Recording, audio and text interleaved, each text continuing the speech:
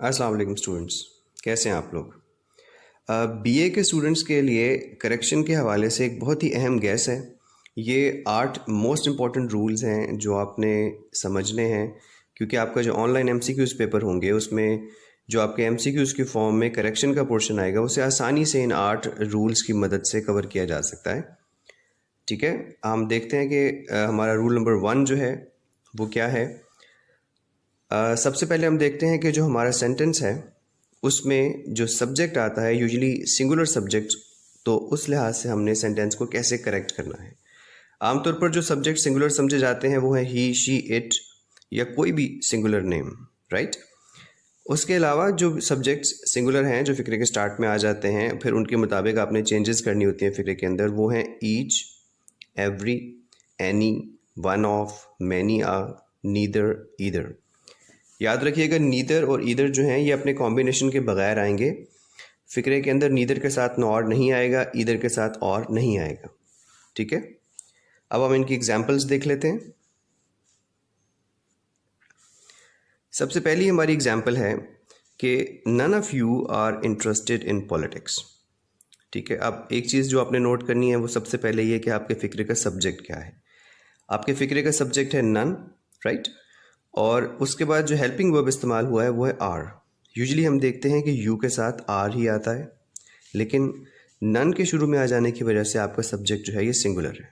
इस वजह से आर जो है वो इज़ में कन्वर्ट हो जाएगा। फ़र्ज़ करें यहाँ वर होता तो वॉज में कन्वर्ट हो जाना था, हैव होता तो हैज़ में कन्वर्ट हो जाना था। तो यही जो आपका हेल्पिंग वर्ब है यही वहाँ पे ब्लैंक होगा। नीचे आपको ऑप्शंस दिए होंगे हेल्पिंग वर्ब की फॉर्म में, इस ऑप्शन को, राइट ऑप्शन को आपने टिक करना है। आपने देख लेना है कि नन की वजह से आपका जो सब्जेक्ट है वो सिंगुलर हो गया और आपने जो भी हेल्पिंग वर्ब चूज़ करना है वो सिंगुलर होना चाहिए। इसी तरह ईदर वाले सेंटेंस में देखिए, either of you are going to Karachi. इसमें भी आप देख लें कि आपका जो हेल्पिंग वर्ब है वो आर इस्तेमाल हो रहा है, जिसको आप इज़ करेंगे ईदर के स्टार्ट में आने की वजह से, राइट। जो थर्ड सेंटेंस है वो थोड़ा सा डिफरेंट है, उसमें 2 मिस्टेक्स हैं। सबसे पहले ये कि आप फिक्र देखें, one of them are doing their work. One of की वजह से सब्जेक्ट आपका सिंगुलर हो गया, इसकी वजह से आर तो इज़ होगा ही, लेकिन जो आगे देयर इस्तेमाल हुआ है, देयर जो है ये प्लूरल के लिए इस्तेमाल होता है। अब हमारा सब्जेक्ट तो सिंगुलर है, इस वजह से देयर की जगह हिज हो जाएगा। अब या तो आपका जो आर है ये मिसिंग होगा, ये ब्लैंक होगा, या फिर देयर जो है ये ब्लैंक होगा। ठीक है, इसके नीचे आपको ऑप्शंस दिए होंगे और आपने सिंगुलर ऑप्शन को लेना है। आपने यूजुअली यहाँ पे हिज को ही लेना है, क्योंकि आमतौर पर हिज को जब जनरलाइज किया जाता है तो वो दोनों जेंडर्स को कवर कर लेता है, राइट। तो हिज ही राइट ऑप्शन होगा यहाँ पे, आपने हर नहीं कर देना। रूल नंबर 2 है हमारा, यहाँ पर आप देखें कि आपके ईदर और नीदर जो हैं वो पूरे कॉम्बिनेशन के साथ हैं। ईदर के साथ और आ गया है, नीदर के साथ नॉर आ गया है, उसके बाद विद है, अलॉन्ग विद है और एज वेल एज है। अब हम देखेंगे कि इनकी एग्जांपल्स क्या हैं। सबसे पहली एग्जांपल आप देखें, ईदर यू और I R doing work, right. Either और में या नीदर या नॉर में हमारे पास 2 सब्जेक्ट होते हैं। एक सब्जेक्ट होता है ईदर के बाद, जैसे कि यू है यहाँ पे, और दूसरा सब्जेक्ट है और के बाद, जो कि आई है।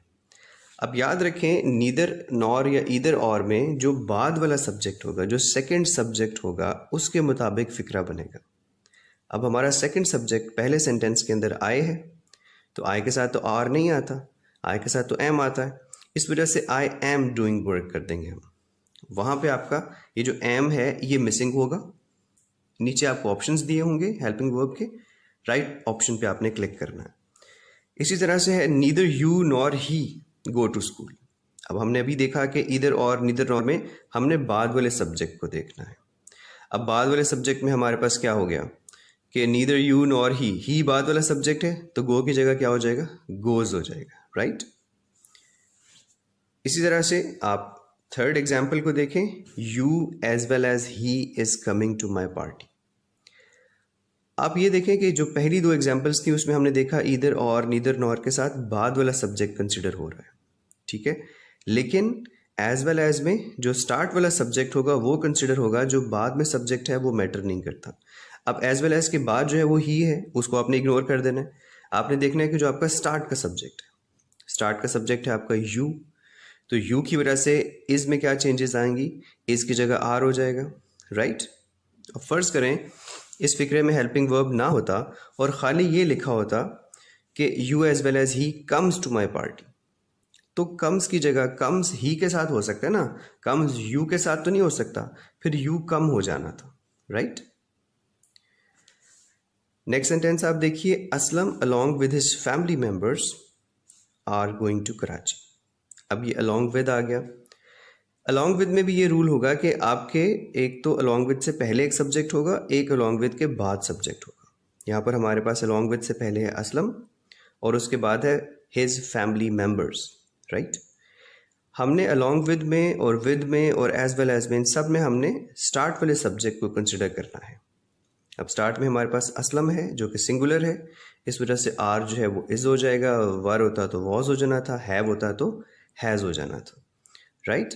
इस वजह से यहाँ पर आर की जगह इज़ होगा। और फ़र्ज़ करें अगर इस फिक्रे में हेल्पिंग वर्ब ना होता और सिर्फ ऐसे फिक्रा होता कि Aslam along with his family members go to Karachi.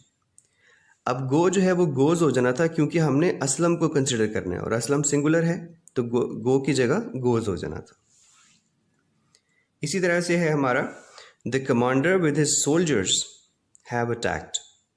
अब ये विद आ गया, इसमें विद में भी हमने देखना है कि जो स्टार्ट वाला सब्जेक्ट है वो हमारा क्या है। हमारे स्टार्ट में सब्जेक्ट है द कमांडर, राइट, ये सिंगुलर है। बाद वाले सब्जेक्ट को आपने भूल जाना है, हिज सोल्जर्स, इसको आपने कंसिडर नहीं करना। इस वजह से हैव की वजह से हैज़ हो गया, वर होता तो वॉज हो जाना था, आर होता तो इज़ हो जाना था।